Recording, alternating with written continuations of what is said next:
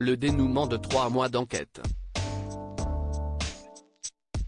Karine Esquivillon, mère de famille originaire de Maché, un lieu-dit de la Malnoue en Vendée, était portée disparue depuis le 27 mars. Son mari, Michel Pial, a d'abord avancé l'hypothèse d'un départ soudain pour le sud de la France, lassé de sa vie dans la région. Mais les enquêteurs l'ont placé en garde à vue ce mercredi 14 juin, relevant plusieurs incohérences dans ses indications.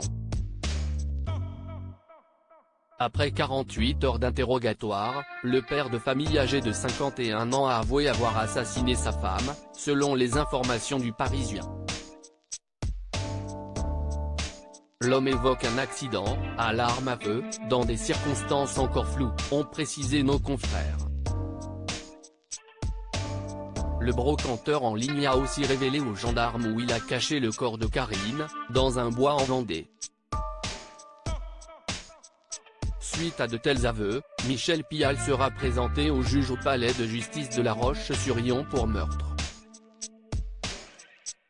Les enfants de Karine Esquivillon, ainsi que sa sœur Adélaïde, qui peinait à croire à son départ, ont été prévenus de l'assassinat de la femme de 54 ans tôt ce vendredi.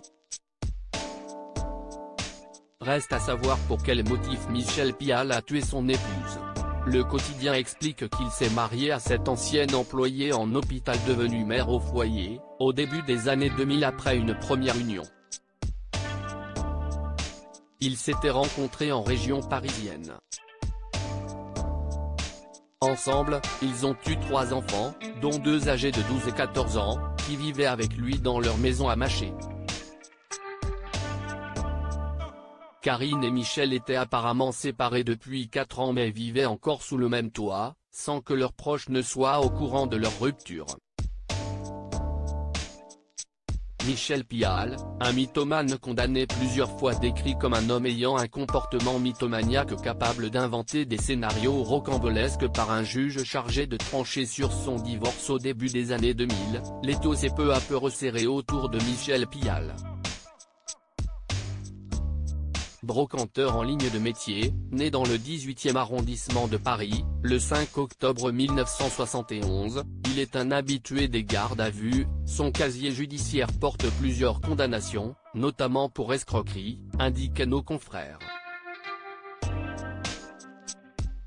Michel Pial avait affirmé dans 7 à 8 que sa femme avait disparu en Uber en quelques minutes vers 16 h ce fameux 27 mars, pendant qu'ils cherchaient leur chat qui s'était enfui. Mais les enquêteurs ont multiplié ces dernières semaines les vérifications auprès de compagnies de taxi du secteur sans trouver trace d'un professionnel ayant pu venir chercher Karine. Leurs recherches dans les gares proches du domicile du couple n'ont pas donné plus de résultats, écrivait Le Parisien le 14 juin.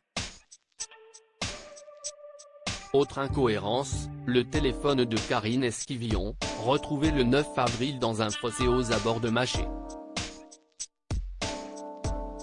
C'est avec cet appareil que Michel Pial a envoyé des SMS à leurs enfants et à lui-même, du 27 au 31 mars, « Je pars. Je n'en peux plus d'être à 2 mais plus en couple », s'est-il envoyé à lui-même, prétendant être son épouse. Il a aussi expédié des photos de la dune du Pilat à l'une de ses filles.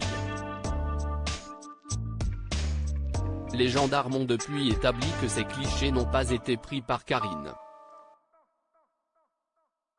Ils sont extraits de 2 sites internet, accessibles en source ouverte. Selon nos informations, ces messages ont par ailleurs été envoyés depuis le secteur de Maché, pointait le journal. Crédit photo, capture d'écran Facebook.